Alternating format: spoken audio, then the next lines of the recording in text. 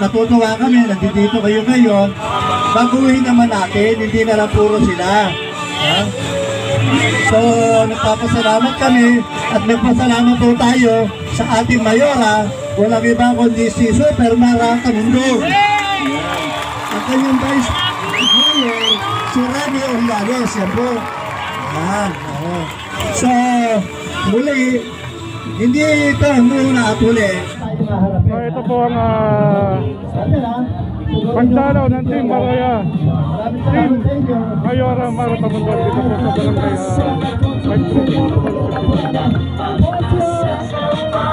barangay kasama po namin ang aming captain of the ship, si Superhero Mara Tamundong.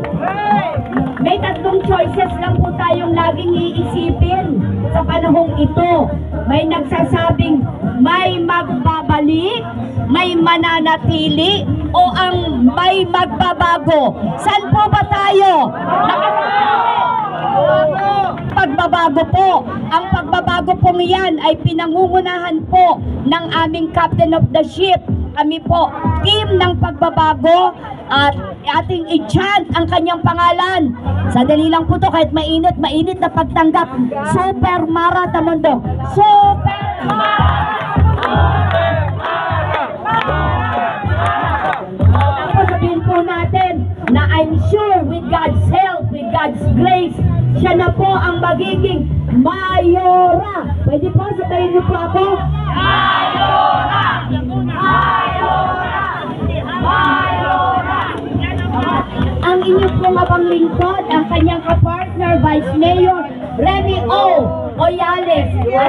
At pinagagalak po natin ipakilala ang nag-iisa, may malasakit sa Manileño. Ibabalik ang dangal at the glory that was lost in Manila. No other than bagong Maynila, bagong mayora, Superhero Mara Tamundong. Ayan, magandang mainit na tanghali sa inyong lahat. Surprise para sa inyo. Kami po ay maraming salamat. Siyempre, kasi ganda ko kayong lahat. Alam niyo naman, pag taga Maynila, kailangan maganda. So, ang outreach ay palaging biglaan sapagkat gusto ko palaging nasusurpresa ang ating mga kababayan. Dahil hindi naman po birong pinagdaraanan natin yung sorpresa na maibibigay, siya pong magpapaibsan sa inyo para kahit paano mabawasan ang inyong problema. Ano po?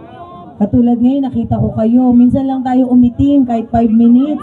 Ako naman po nandito para sabihin lamang sa inyo na si Super Mara Tamundong ay pinanganak at lumaki ng San Andres Bukid, Maynila. Isang tunay na Manileño na nagmamahal at nagmamalasakit sa taong bayan, lalo na po sa Maynila. Ang aking mga programa para direkta sa taong bayan, ang pagbaba at agarang pagbibigay ng livelihood program na direkta sa inyong lahat. Para naman lahat kumita, hindi ilan lamang ang kumakain, kundi masiguro natin na ang bawat Manileño ay may kakainin sa kanilang hapagkainan. Pangalawa na po dito, nais ko pong maisalba pa ang mga natitirang lupain sa Maynila. Dapat lang at karapatan ng isang Manileño na tayo po ay may tahanan sa Maynila. Ito po ang paraan upang mabigyan na magandang kinabukasan ang ating mga anak at mga apo. Masiguro na ang lupain ng Maynila ay mapunta sa Manileño. Kailangan ma-save natin at ma-protectionan ang mga natitirang lupain, lalo na po yung mga historical landmarks sa Maynila, sapagkat ito po ang magbibigay ng dahilan para sa isang Manileño na mahalin ang Maynila. Ito po ang dahilan kung bakit at saan tayo nagmula, at ito rin po ang maghuhubog sa ating mga anak para sila ay maging isang tunay na Pilipino. Kaya naman, isalba ang mga natitirang lupain sa Maynila. Gagawa ako ng isang matibay na ordinansa na magbibigay proteksyon para sa inyong mga lupa at masiguro na lahat ng Manileño magkakaroon ng titulo! Kasama na po dyan ang pagmamahal at pagmamalasakit natin sa ating mga lolo at lola. Bilang isang magulang, mahirap ang pinagdaanan ng mga lolo at lola natin. Gusto ko pong masiguro na sa aking panahon, sila po ay bibigyan ng importansya at respeto sa araw-araw. Agarang ibababa ko ang dagdag benepisyo na 2,000 kada buwan. At sisiguraduhin ko na ang lahat ng barangay ay magkaroon ng barangay health center na may gamot at doktor na titingin sa may sakit at sa ating mga lolo at lola. Para sa mga kabataan, hangarin ko po at ng aking team na masiguro na lahat ng ating anak ay may kinabukasan. Kaya agarang magbibigay tayo ng financial assistance para sa mga kabataan sa kanilang pag-aaral. Maglalagay po tayo ng libreng wifi sa buong Maynila. At sisiguraduhin ko na ang bawat sentimo na pinaghirapan ng Manileño ay mapunta sa programa at sa inyong lahat. Kaya naman magiging transparent ang aking panunungkulan na lahat ng pera ng pondo ng bayan ay ibaba sa inyong lahat. At sisiguraduhin ko na wala ng Manileño na magugutom at titira sa lansangan. Yan po ang hangarin ng tunay na Manileño para sa kanyang kapwa dito sa Maynila. Dito po, mawawakasan natin ang korupsyon sa Maynila.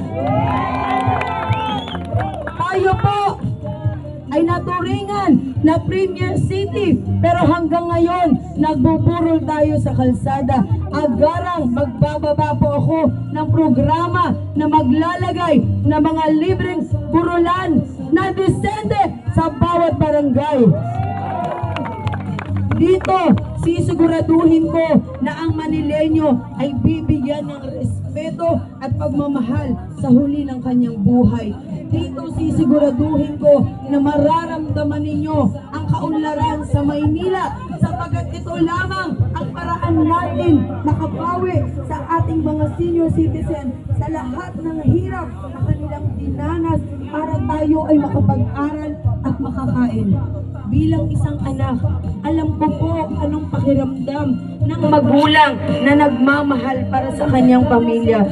Kaya sisiguraduhin ko na lahat ng budget ay mapupunta sa Maynila. Ako na po ang magsasabi sa inyo ng katotohanan na ang budget ng Maynila ay 34 billion a year na kung saan hindi po yan pinapaalam sa atin. Bubuksan ko ang pintuan para sa inyong lahat dahil gusto kong maramdaman ninyo ang tunay na paglilingkod manggagaling sa isang tunay na Manileño. Ang pagmamahal at pagmamalasakit sa kapwa ay kailangan maibigay dahil ang Panginoong Diyos ay marunong sa lahat. Siya ang magbubuklod sa atin at magbibigay ng buhay para po tayo pa ay makagawa ng kabutihan. Kaya para sa inyong lahat, maraming salamat. Huwag po ninyong kalimutan ang aking Vice Mayor, Ms. Remy Uyales, ang aking konsehal dito sa District 4 na si Konsehal Boyet Marino, Konsehal Edwin Cayetano, at ang aking buong team sa iba't ibang distrito na kami po ang magiging matibay sa inyo. Gusto ko lamang pong sabihin sa inyo na darating ang panahon na bibilhin ang inyong mga daliri. Pero wag nyo naman pong ibenta ang inyong puso para sa tunay na taong maglilingkod. Para sa ating lahat!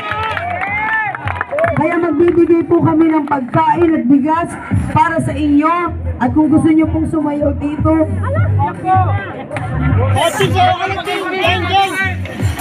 kukuha po ako ng senior. Pwede bang pa-assist natin yung senior citizen? Pasensya na po kayo pausa ko.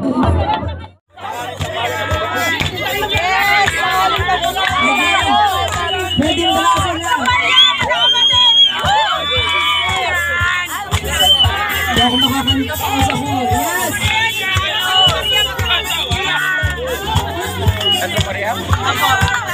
Ang ganda ng steps mo kaya. Kanto Maria pala ito magkapatid. Kasi pa, puro kamay ah.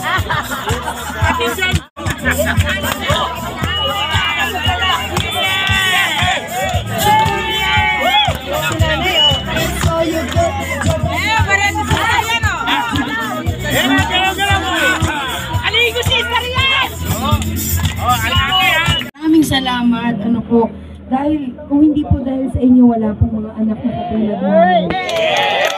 Kayo po ang naging daan para mapalapit sa Panginoong Diyos ang mga batang katulad ko. Kayo rin po ang nagturo kung paano dapat mahalin ang isang pamilya. Kaya maraming salamat. Bilang pasasalamat, meron kayong pagkain, meron kayong bigas lahat, may pagkain kayo, at may pa 500 pesos.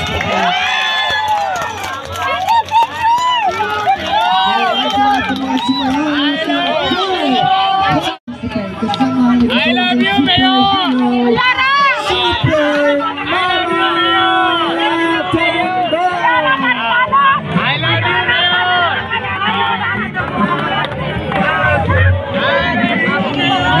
Bagong pag-asa at bagong liwanag Ang maganda kapatid, ano, Mara Mara, Tamundo. Sige po,